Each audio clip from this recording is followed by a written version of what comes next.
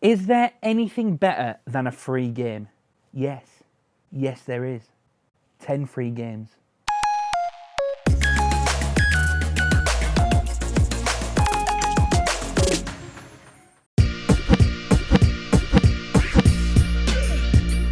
Ten free games. That's exactly what you get if you own a PlayStation. No, wait, scratch that. Even if you don't own a PlayStation, all you have to do is have a PSN account which you can get for free, and then you'll be able to add these 10 games to your library free of charge, meaning if you ever do pick up a PlayStation, you'll already have 10 games ready to go. But let's be honest, most of us have a PS4. So you may remember last year during the height of the pandemic, Sony launched its PlayStation Play at Home initiative, where they very generously attempted to cure the boredom of millions by giving us free games to play at home.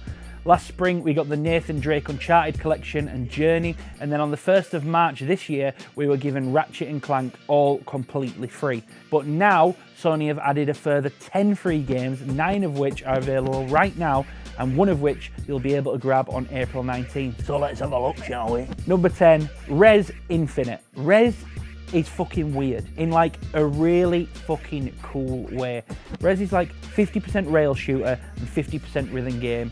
100% a fucking mad, absolutely off your nut rave simulator. Playing on screen is still an exciting time, but where this game really shines is playing it in PlayStation VR. It's just a completely mad concept of traveling through this turbulent universe, taking down computer viruses in their physical form, yet every shot you land adds a beat to the soundtrack. When played in VR, it becomes this all-encompassing experience that will separate you from reality. It sounds like I'm overemphasizing it, but just try it and then you will know. Number 9, Abzu. What to say about Abzu? Well, firstly, if you haven't already played it, then you absolutely should.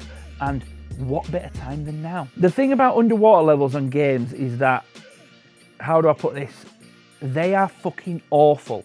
Nobody wants them. There's always a threat of immediate danger, usually in the form of some deep sea creature trying to make you its supper, or the more immediate and consistent danger of your breath running out and drowning you, or sometimes both. This is often compounded by janky and unforgiving controls, making the previous threats more present, and the music often makes you just want to lay down that pad and admit defeat and let the ocean swallow you whole.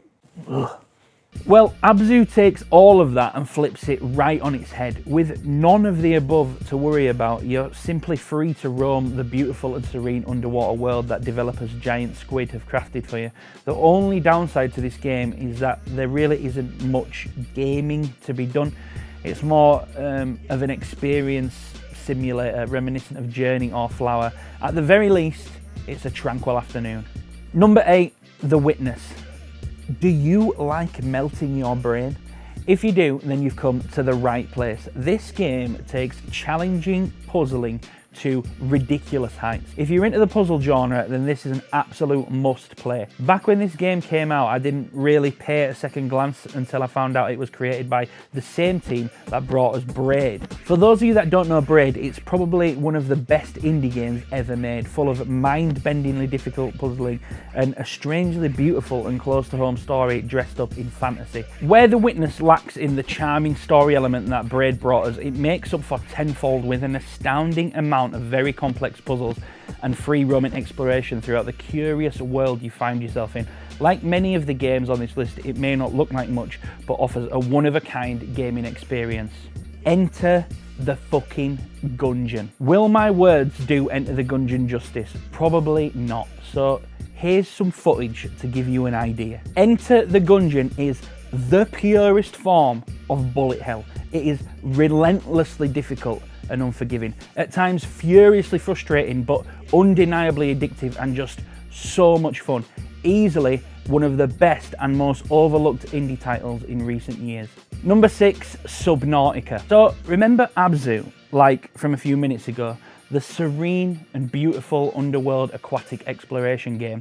Subnautica is just like it. It's basically the same game, except if Abzu was made by a team of developers whose hearts were pure and full of the best intentions, well then Subnautica was made by a sadistic, bloodthirsty freak whose one and only goal is to petrify you from head to toe. I'm going to be completely honest with you here. Going into Subnautica, I really had no idea it was even a horror game. And kind of in some sense, it's not.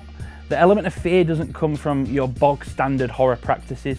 Subnautica instead leans heavily on the fear of what lies beneath, the fear of the unknown, being stranded out in the middle of a vast ocean at night, treading water, not knowing what moves below your feet, attempting to survive against heavily stacked odds. It's definitely a unique experience and one that has been lauded and had heap praised on it since its release in 2018, and for good reason. This is another essential indie title that everyone needs to try, and now you can, for free.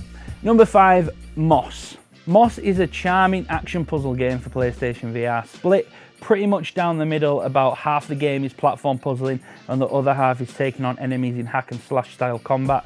Don't get me wrong, the combat is little more than just button mashing, but at times it will surprise you. In Moss you play partly as the sweet little mouse Quill, but also as yourself as an onlooker and someone who helps manipulate environmental elements to allow Quill safe passage on her journey. The environments are beautiful, and at the time of its release this was a fresh imagining of how VR could be utilised differently. Although since Moss, a few more games using this concept have surfaced. The only real problem with this game, like many early VR titles, is the game is short, really short, like 4 hours long short. Still, if you own a PSVR, this is one of the best games available for it. Number 4, Astro Bot Rescue Mission. Is this the best PSVR game there is? It's open for debate, you know. At the very least, it's the best 3D platformer in recent years outside of Nintendo. There's been a lot of praise heaped on the latest Astro Bot game, Astro's Playroom, the surprisingly sublime tech demo for the PS5 DualSense. Astro Bot Rescue Mission is arguably even better. Problem is, you need a PSVR to play it. Much like Moss, this game has you controlling the game's protagonist, but also breaks the fourth wall and brings you, as the player, into the game's control, certain environmental elements, and also provides a field of view that Astro can't see, allowing you to aid in the discovery of collectibles and secret areas. If you enjoy 3D platformers, this game is not to be overlooked, and if you have a PSVR. Number 3, Paperbeast. Paperbeast is a PlayStation VR exclusive game directed by Eric Chahi, who, to me anyway, is best known for directing the PS1 game Heart of Darkness, which is one of my all-time favourite PlayStation 1 games. But I'm going to be perfectly honest with you here, Paperbeast, I've not been anywhere near this game. I didn't know anything about it. Even the last bit of information about it being directed by Eric Chahi, I only just found out when doing a bit of research whilst prepping for this video. So, seeing as I can't give you my personal take on the game, I decided to have a watch of some videos, read a couple of reviews, and after a solid hour or so of researching this game, I've still not got a fucking clue what it is. Even the people playing and reviewing this game seem to really have no fucking idea what's going on here. What I came to realise though is that this seems to be an intentional aspect, if not the whole point of the game. From what I can tell, you're on an alien world where the alien life are beasts made from paper, hence the name. There's not much, if any, narrative at all, so it's all kind of open to interpretation. By the looks of things, these beasts are incredibly passive and uninterested in your being there, so much so that you can pick them up and sling them about and they won't fucking do anything to you. That's literally all the info I have to give you on this one, but hey, at least there's a game on this list that I haven't already played. Number 2, Thumper. Again, this is one that I haven't played, so I really don't know too much. Is that Majora's Mask? Luckily, a bit of research on this game actually yielded some results. So it's a rhythm-based game with a very simple concept and an emphasis on things being incredibly sinister. Nothing more so than the soundtrack.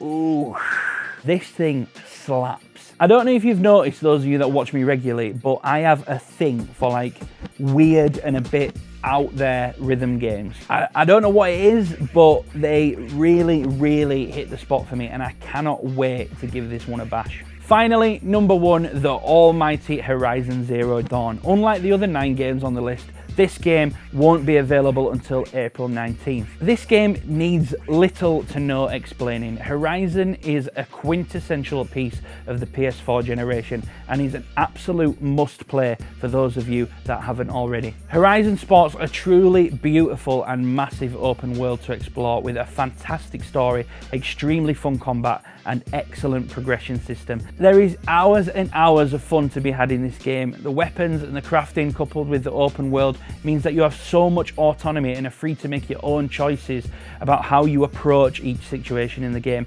meaning no two playthroughs are the same. So there you have it, 10 games for absolutely nothing.